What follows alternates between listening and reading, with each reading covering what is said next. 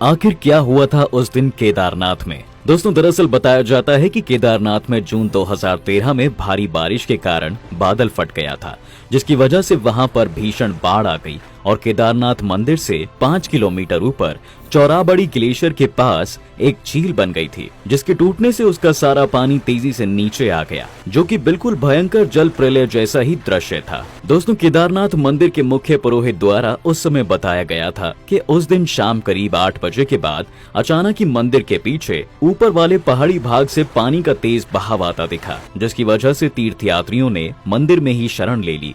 फिर चारों तरफ फैले विशाल जल को देखकर सब एक दूसरे की हिम्मत बढ़ाने लगे। देखते ही देखते उस प्रलय ने केदारनाथ के हर एक पौधे को उजाड़ दिया और फिर भयंकर प्रलय के कारण पहाड़ों में धसी बड़ी बड़ी मजबूत चट्टानें भी टूटकर पत्थर बन गई। बताया जाता है दोस्तों कि उस विनाशकारी सैलाब के सामने कोई नहीं टिक पाया। ऐसे में मंदिर पर भी खतरा मंडराने लगा था। दरअसल मंदिर के पीछे के पहाड़ से बाढ़ के साथ लगभग 100 की स्पीड से एक विशालकाय डमरू जैसा मंदिर के चट्टान की तरफ आने लगा, लेकिन अचानक वह चट्टान मंदिर के पीछे करीब 50 फुट की दूरी पर ही रुक गया। उसके बाद चट्टान के कारण बाढ़ का तेज पानी 2 भागों में कट गया और मंदिर के दोनों तरफ से बाहर निकल गया। बताया जाता है कि उस दौरान मंदिर में 300 से 500 तक यात्री बुरी तरह से मुसीबत में फंस गए थे।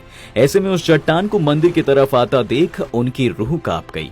तब उन्होंने तुरंत केदार बाबा का नाम जपना शुरू कर दिया और अपनी मौत का इंतजार करने लगे। लेकिन बाबा अपने हर भक्त को बड़ी से बड़ी मुसीबत से निकाल ही लेते हैं और उस दौरान ऐसा ही हुआ। उनके द्वारा किया गया चमत्कार ही था दोस्तों कि उस चट्टान ने मंदिर और उसके अंदर शरण लिए लोगों को बचा लिया था।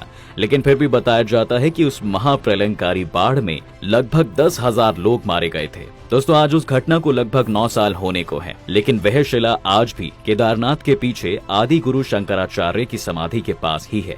अब लोग इस शिला को भीम शिला के नाम से भी जानते हैं, जिसकी केदारनाथ में आए सभी श्रद्धालु पूजा भी करते हैं। इस तरह से इस शिला ने बाढ़ त्रासदी में बाबा केदारनाथ धाम ज्योतिर्लिंग मंदिर की रक्षा तो की, परंतु आज भी इस शिला का रहस्य बना हुआ है कि मंदिर की डमरू जैसे ये चट्टान आई कहां से और कैसे यह अचानक मंदिर के पीछे कुछ दूरी पर ही रुक गई। आखिर यह चमत्कार कैसे हुआ? क्या यह चमत्कार आदि गुरु शंकराचार्य का था, जिनकी समाधि भी मंदिर के ठीक पीछे ही स्थित है, या यह सिर्फ एक संयोग था?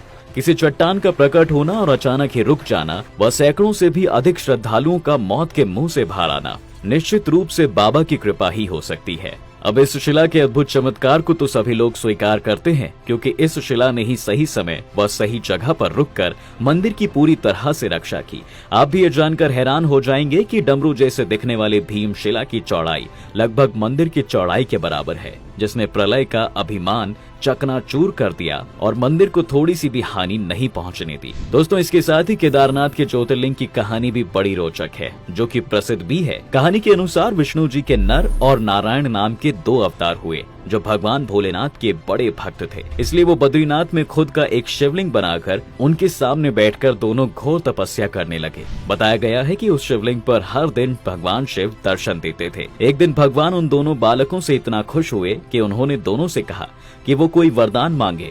तब उन दोनों ने कहा, हे प्रभु, आप बस इस जगह पर हमेशा के लिए बस जाइए, इसके अलावा हमें और कुछ नहीं चाहिए। तब भगवान शिव ने उनकी इच्छा पूरी कर दी और इस प्रकार से शिव जी उस शिवलिंग में रहने लगे, जिसे आज केदारनाथ ज्योतिर्लिंग के नाम से जाना जाता है।